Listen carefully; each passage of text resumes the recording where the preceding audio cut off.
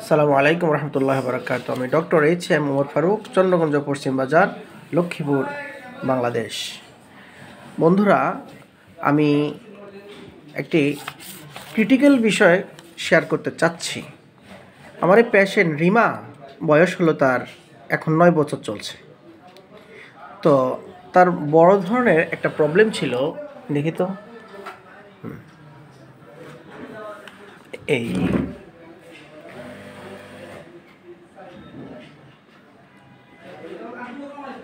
যে এখানে একটা অ্যাবসেস। কত বছর ধরে এই অ্যাবসেসটা ছিল? একেবারে শিশুকাল থেকে, একদম শিশুকাল থেকে, তার মানে প্রায় 8 থেকে 9 বছর ধরে তার এই অ্যাবসেস, এটা এক ধরনের আলসার বা গ্যাংগ্রিন হয়ে যাওয়ার মতো অবস্থা হয়ে গেছিল। এখন গাড়া গাড়া পুঁজ বের হতো, পানি বের হতো, কোনো মতে ভালো হতো না, এবং অনেক অনেক বেশি পরিমাণে ব্যথাও পর্যন্ত করতো, টাচ করলে পর্যন্ত ব্যথা করতো।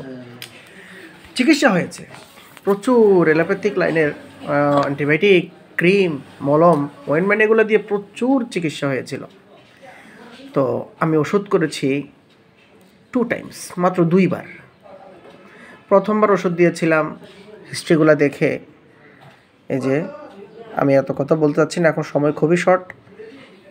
এই যে desire for sour, aversion to fish and sweets, appetite wanting, makeup of the body like phosphorus, then mildness, mild temperament, memory dull, prefers bathing long time. এই সমস্ত লক্ষণের উপরে ভিত্তি করে ওষুধ প্রয়োগ করেছিলাম। ফসফরাস 2, 3, 4, 5 ভালো ছিল। হঠাৎ করে আবার সেখানে ব্যথা করা শুরু হলো, হালকা পুঁজ পানি বের হওয়া শুরু করলো। গার্ডিয়ান হিসাবে এই মেয়েটির দাদা আছে এখানে, না না না না, উনি একটু ভয় পেয়ে গেলেন, সাথে সাথে আমার সাথে আবার যোগাযোগ করলেন। কিন্তু আমি ভয় পাইনি,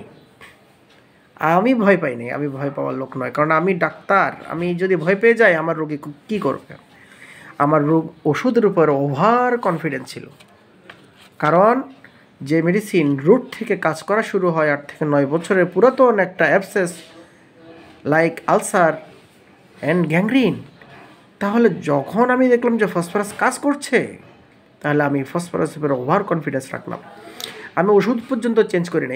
এটাই আমি দেখাতে চাচ্ছি যে একটা ইন্টারেস্টিং বিষয়, ওষুধের উপর ডাক্তার আস্থা রাখা। রুগী আস্থা রাখবে তো পরে, কাজ হলে ওষুধের উপরে ডাক্তারের উপরে রোগীর আস্থা আসে। কিন্তু ডাক্তার প্রথমেই কাজ না হওয়ার আগ থেকেই যেহেতু ডাক্তার ওষুধ দিয়েছে, সেটার উপর তার অগাধ আস্থা বিশ্বাস থাকতে হবে, তার কাজের উপরে, তার রুগী দেখার উপরে, ইন্টারপ্রিটেশনের উপরে, ইন্টারভিউর উপরে এবং প্রেসক্রিপশনের উপরে ডাক্তারের ওভার কনফিডেন্স থাকতে হবে। তাই আমি আবার 17/11/24 আমি ফসফরাস একই ওষুধটা আমি 6, 7, 8, 9 পাওয়ারে দ্বিতীয়বার প্রেসক্রিপশন করি এই মেয়েটির জন্য। আজ দীর্ঘ ডিসেম্বর মাস পুরো, জানুয়ারি মাস পুরো, এবং নভেম্বর মাসের অর্ধেক আর ফেব্রুয়ারি মাসের অর্ধেক নিয়ে 1 মাস, অর্থাৎ 3 মাস পরে মেয়েটি আসলো তার নানাকে নিয়ে, যেহেতু তার নানা একটু অসুস্থ থাকাতে আসতে পারেনি। সো খেয়াল করুন, 1 মাসের ওষুধ দিয়েছি, কিন্তু এসছে 3 মাস পরে। দেখুন ওষুধ কাজ কীভাবে করছে। তুমি বলো তো ফাতেমা, তোমার কি এখন এখানে ব্যথা আছে? তুমি আঙ্গুল দিয়ে ধরো তো, ওখানে আঙ্গুল দিয়ে টিভি সহ দেখো তো, কোনো পুঁজ, পানি বা ব্যথা আছে কি? তুমি কি সুস্থ আছো? ধন্যবাদ। তাহলে বন্ধুরা, হোমিওপ্যাথি ওষুধ কত dynamic. This is the art of homeopathy, efficacy of homeopathy. Homeopathy is a divine art of healing. This is gifted by the Allah subhanahu wa ta'ala to the human sufferer.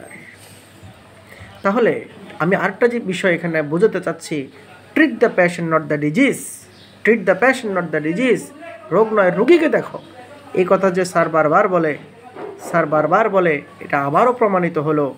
রোগ নয় রোগীকে দেখো, that means এখানে ulcer, গা ক্ষত, infection, এই সমস্ত কিছু দেখলেই মাক্সল নয়, সিফিলিনাম নয়,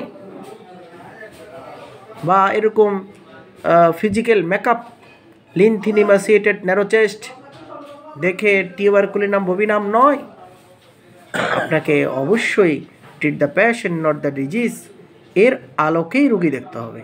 এর বাহিরে গেলে কোনো অবস্থাতেই সফলতা ক্রনিক কেসে আশা করা যায় না। সোদা বন্ধুরা, আমি আজকে এই মেয়েটির জন্য একই মেডিসিনটা আবার প্রেসক্রাইব করব 2 মাসের জন্য, একসাথে 2 মাস খাবে। Phosphorus only 10 power, only power 10 or 11, যেহেতু 2 মাস 2টা পাওয়ার দেব, only 10 and 11। Thank you very much.